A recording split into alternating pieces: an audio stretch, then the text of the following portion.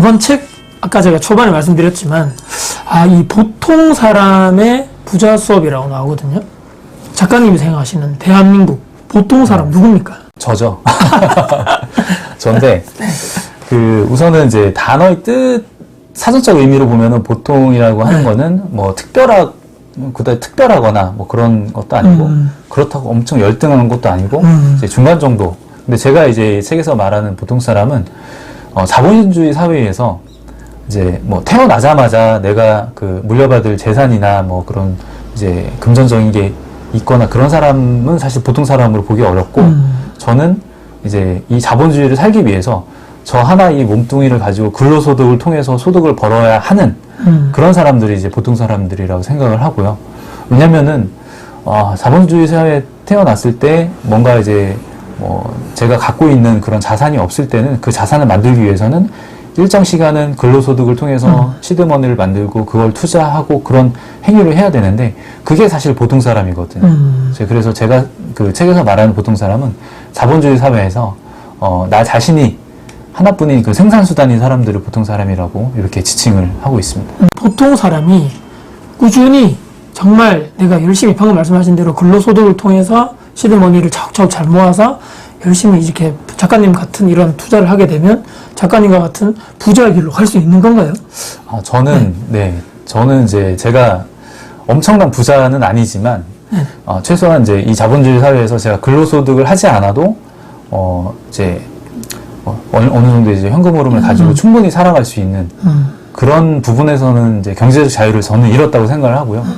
우선은 그 자유라는 거 자체가 뭐 내가 사고 싶은 물건을 뭐 마음껏 사거나 가고 싶은 데를 언제든지 가거나 그런 것보다는 제가 이제 생각하는 경제적 자유는 저는 아직도 이제 직장 생활을 하지만 예전하고 좀 다른 생각으로 직장 생활을 합니다. 그래서 생각 자체가 좀 이렇게 많이 자유로워진 거죠. 3월 16일 날 서울에서 북토크 서울 강연을 한번 했었는데 그때 이제 이벤트성으로 독자분들한테 이제 질문 하나를 한 게 있어요. 지금 이제 여러분들이 부의 축적 그런 걸 방해하는 게 뭐냐 이렇게 한번 제가 질문을 했었거든요. 근데 그때 이제 한 50명 정도 이제 오셨었는데 그분들 중에서 제가 생각했던 답이 하나도 없었어요. 그런가요? 제가 생각했던 답은 저의 답이기도 한데 제가 저의 부를 축적하는 거를 방해하는 건 아무리 생각해도 저는 없더라고요. 그래서 그 칸에 없음이라고 한 분이라도 있지 않을까 했는데 한 분도 없었어요. 뭔가 그거는 이제 빈칸에 뭔가 채워야 된다는 그런 강박관념이 있었을 수도 있고 아니면은 없다는 것 자체를 사실 생각을 못 하실 수도 있고 제일 많이 나왔던 게 게으름이나 망설임 뭐 이런 것들인데 사실 그런 건 다 어느 정도 다 있죠. 근데 그게 부의 축적이나 뭐 제가 가고자 하는 방향을 막는다고 생각하진 않습니다. 그거는 좀 이렇게 뭐 지연시키거나 좀 더디게 만들 뿐인데 그런 부분에서 보면은 부의 축적을 이제 달성하는데 뭔가 방해되는 게 없다고 생각하면 충분히 저처럼 경제적 자유를 어느 정도 이룰 수 있다고 저는 생각을 하고 그게 보통 사람들이 이제 경제적 자유를 이룰 수 있는 방법이고 첫 번째는 이제 부자나 부에 대해서 그 오해와 착각에서 좀 벗어나는 게 좀 좋을 것 같아요. 왜냐면 착각. 그렇죠.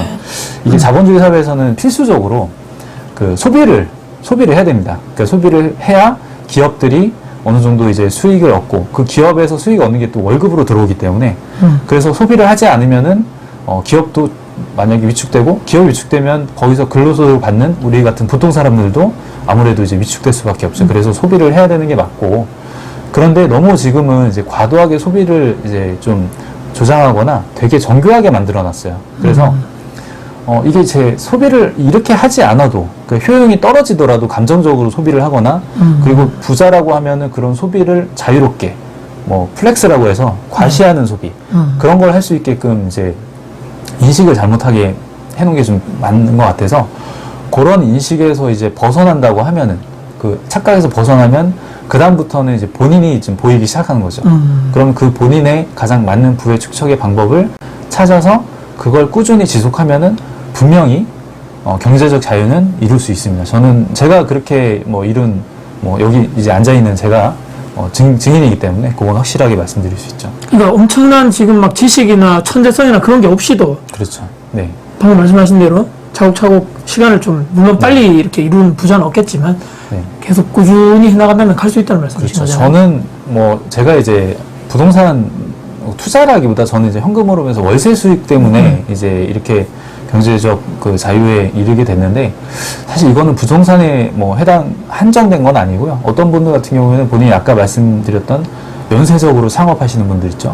뭐 이렇게 반짝이는 아이디어를 가지고 이것도 해보고 저것도 해보고 뭐 이제 너무 크게는 아니고 소소하게 해보면서 자기의 내공을 쌓아가는 거죠. 그런 분들을 보면은 뭐 가능성이 엄청 큰 겁니다. 뭐 요즘에는 정말 수익을 얻을 수 있는 구조가 너무 많아요. 유튜브도 그렇고 스마트 스토어도 그렇고 접근할 수 있는 그런 이제 채널이 많기 때문에 본인한테 맞는 길만 찾으면은 그리고 그걸 꾸준히 이어나간다고 하면은 분명히 경제적 자유는 이룰 수 있습니다. 저도 이제 영상을 통해 가지고 뭐 다가구나 아파트 월세 관련된 말씀을 많이 드리고 있는데 제 구독자분들 중에서 소형 아파트나 뭐 하고 계신 다가구 건물 이 수익형 월세 수익형에 관심이 많은 직장인 분들 또는 앞으로 이제 향후 이제 은퇴를 앞두고 계신 분들이 많습니다.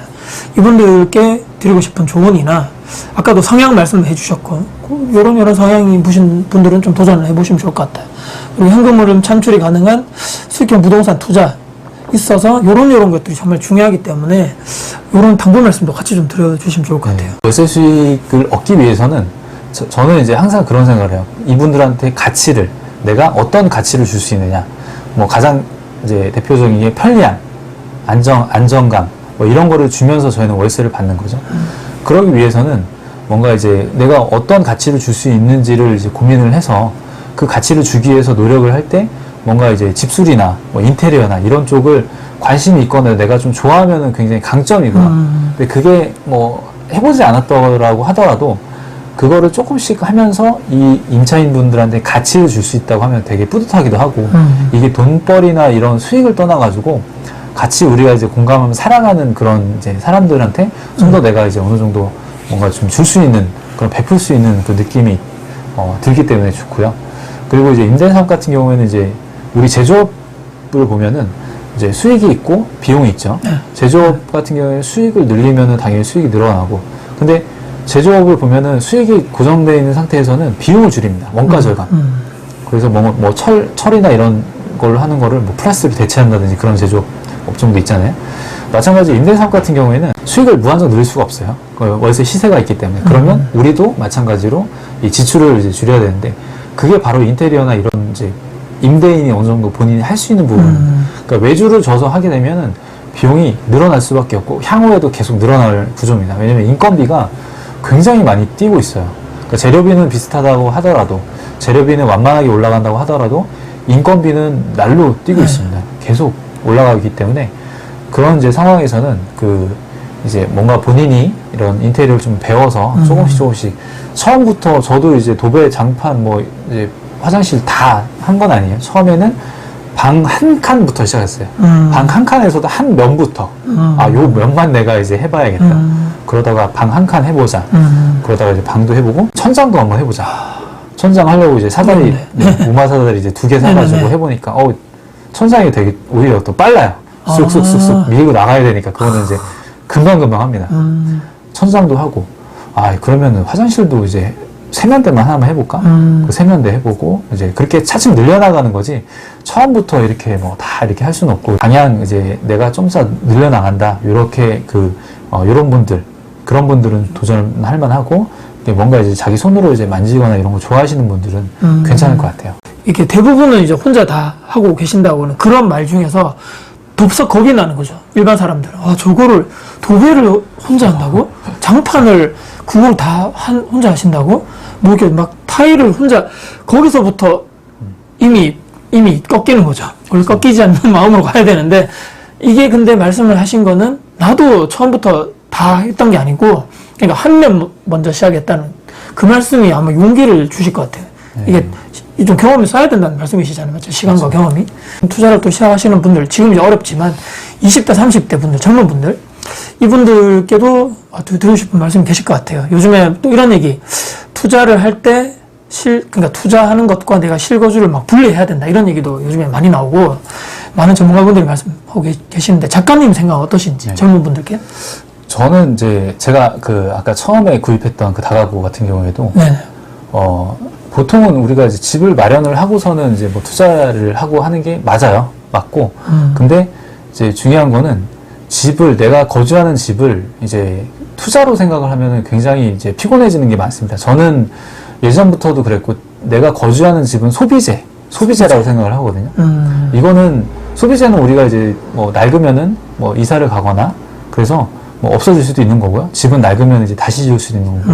그렇게 생각을 해야 되는데, 사실 집을 가지고 내가 거주를 하면서 그 시간의 싸움과 이제 이겨가지고 이 집의 이제 뭐 가치가 올라갔을 때 계속 올라가면서 이제 뭐 포기해야 될 게 너무 많은 거죠. 예를 들어서 보통 우리 이제 전 세대 분들은 정말 집값이 계속 우리가 인플레이션 올라가는 것만큼 집값이 계속 올라갔기 때문에 그런 경험을 이제 하셨던 분들이고, 그래서 그런 쪽으로 이제 투자를 해서 진짜로 이제 수익을 보신 분들이 많죠. 그래서 집을 무조건 이제 거주하는 집을 사서 계속 늘려나가가지고 자산을 축적해야 된다. 근데 거기 맹점이 뭐냐면, 사실 그렇게 해서 늘려나가더라도 그 집을 내가 평생 그 집을 끌고 갈 수는 없어요. 그러니까 작은 집에서 계속 늘려나가는 건 맞는데, 그렇게 늘려나가면서 내 수익이 이제 벌어들이는 건 없고, 대신에 조금 더 큰 집, 좀 더 비싼 집에 산다는 그 이유죠. 근데 그렇게 해서 최종적으로 올라갔을 때 내가 그 집을 팔고 그 수익으로 다른 투자를 한다. 좋죠. 대신에 그때까지 공부를 하거나 실제 투자 경험은 사실 없는 겁니다. 왜냐면은 그냥 이사만 계속 다니는 거죠. 좀 더 비싼 집으로 이제 물가 상승률에 따라서 집이 비싸지면 요거 팔고 올라가고. 근데 저는 투자하고 이제 거주하고 분리를 하고 이제 실거주 아파트는 소비자라고 말씀드린 게 이 기회비용이에요. 그때까지 그냥 계속 이제 이사를 가면서 자산을 늘려가는 것도 분명히 그것도 자산이 늘어나는 건 맞지만, 그거 이외에 그 시간에 내가 좀 낡은 집에 살더라도 그런 이제 투자 방향과 능력을 좀 키워나갈 수 있는, 계속 투자를 하면서도 이제 능력이 쌓이거든요. 그래서 요즘에 20, 30대 분들 보면은 만약에 이제 그 친구하고 딱 만났을 때 가장 많이 물어보는 게 그럴 거지. 너 요즘 어디 사냐? 그러면은 나 무슨 동에 살아? 그러면 얘가 예전에 학교 다닐 때는 나보다 공부도 잘 못했고 지금도 막 그렇게 벌이가 시원찮지 않은데도 어디 산다 그러면 왠지 모르게 좀 이렇게 쫄리는 그 기분 있죠? 야, 진짜 거기 어떻게 살지? 어떻게 그렇게 사는 거지? 그게 좀 저는 되게 잘못됐다고 생각했던 게, 아니 어디에 산다고 해서 그 사람의 가치라든가 그 사람의 능력이 결정되는 건 아니지만, 우리나라가 언젠가부터 알게 모르게 이 아파트가 너무 많아지다 보니까, 아파트 같은 경우에도 우리가 1급지, 2급지, 3급지 이렇게 급지가 나뉘잖아요. 그런 것처럼 아파트 어디에 사느냐에 따라서 그 사람의 이제 재력이라든지 그런 게 유추가 되기 때문에 그런 거에 매달리는 것 같은데, 저는 거기서 계속 벗어나야 된다고 생각해요. 그래서 그것만 벗어나도 집을 소비자라고 생각하면은 굉장히 여러 부분에서 이제 자유로워집니다. 이제 집이 여러 채가 있지만 제 거주하는 집 이외에는 다 투자 수익형 이제 부동산으로 보고요. 그리고 거주하는 집은 정말 내가 그냥 안식을 위해서 이제 사용하는 집이기 때문에 제가 이제 낡은 집에 거주하거나 이런 거는 별로 개의치 않고, 그리고 집을 소비자라고 생각하면서 이제 계속 투자 방향하고 투자 능력을 키워나가는, 그게 좀 좋을 것 같습니다. 이 책, 보통 사람 부자 수업을 홍보를 해드릴 수 있는 또 마지막 시간도 드리고요. 이런 분들이 좀 읽어보시면 도움이 되실 것 같다라고 말씀해 주시면 좋겠습니다. 우선은 전작 나는 임대인입니다는 약간 부동산 쪽 이제 책이었고, 요거는 이제 자기개발 쪽 책입니다. 실제 이제 카테고리도 자기개발 쪽으로 들어갔는데, 제가 생각했을 때는 저같이 이제 보통 사람도 얼마든지 그 지속성을 가지고 꾸준히 자기에 맞는 투자법을 이제 지속하면은 충분히 경제적 자유를 이룰 수 있다고 생각을 하는데, 영끌이나 비투 하는 이제 우리 젊은 세대를 보면서 우리 사회 자체가 좀 이상하게 가는 것 같다. 이건 좀 아닌 것 같다. 이런 생각이 들었고요. 그리고 그런 생각을 할 수 있는 것 자체가 뭔가 저 나름대로 경제적 자유를 이루고 제 생각이 좀 자유로워졌기 때문에 그런 생각을 할 수가 있어요. 보통 우리가 자기가 지금 이제 경제적으로 좀 어렵고 당장 이렇게 처리해야 될 문제가 산적했을 때는 남을 공감하고 배려하는 것 자체가 어렵습니다. 우선 자기가 먼저 살아야 되는데. 근데 제가 좀 경제적 자유를 어느 정도 이루고 나서는 뭐 제가 이제 소비 습관이 달라졌다든가 뭐 만난 사람이 달라졌다든가 그런 것보다는 생각 자체가 되게 많이 바뀌더라고요. 남한테 이제 내가 좀 더 베풀 수 있고 줄 수 있는 그런 게 없을까? 그런 걸 생각을 하다 보니까 아, 내가 이제까지 생각했던 이런 그 부에 대한 축적이라든가 이런 방향성을 뭐 남들한테 좀 이렇게 줄 수 있으면 그분들이 영끌이나 비투를 하지 않더라도 만약에 뭐 100명 중에 딱 한 분이라도 이거에 대해서 공감을 하고 이 인생이 어느 정도 방향이 좀 전환이 된다면 정말 좋겠다 이런 생각으로 이제 책을 집필하게 하게 됐고요. 그런 흔들리지 않고 이제 갈 수 있다는 거를 제가 보여주고 싶기도 하고 그래서 책을 이제 내면서 지금도 이제 그런 이렇게 좀 방향으로 계속 가고 있는 상황입니다. 또 이번 이 또 작가님과의 직접 인터뷰를 또 하게도 저도 좀 정말 귀한 영광으로 생각하고 작가님이 또 준비한 또 이런 이벤트가 또 있거든요. 저희가 이제 영상을 이거 아마 또 몇 편으로 예전처럼 좀 나눠가지고 업로드를 할 계획이고요. 영상을 잘 봐주시고 또 내가 이번에 이 부동산 부자 수업을 내가 꼭 받아야 되겠다라고 하시는 분들은 댓글을 이렇게 다 설명도 내가 왜 받아야 되는지를 이유를 또 상세하게 설명해 주시고 댓글을 잘 써주시는 분을 제가 10분을 선정을 해서 지난번과 마찬가지로 보통 이제 출판사에서 이렇게 딱 보내주시는데 이번에도 직접 어떻게 제가 직접 이제 또 그 앞에다가 네네. 이제 그 앞쪽에다가 간단한 문구하고 네네. 성함하고 써가지고 네네. 직접 이제 하나밖에 없는 그런 책으로 만들어야 되겠습니다. 와, 정말 엄청난 이벤트입니다. 그러니까 많은 분들이 댓글 통해 가지고 응원도 많이 해주시고 또 댓글 이벤트 참여도 많이 해주시면 아마 많은 도움이 되실 것 같습니다. 오늘 이렇게 또 귀한 시간 내주셔서 영상 또 인터뷰 참여해 주셔서 감사드리고요. 작가님의 앞날에 앞으로 계속적으로 좋은 일만 가득하시기를 진심으로 기원하면서 오늘 영상 마무리하겠습니다. 인터뷰 정말 감사드립니다. 고생하셨습니다. 고맙습니다. 네, 고맙습니다.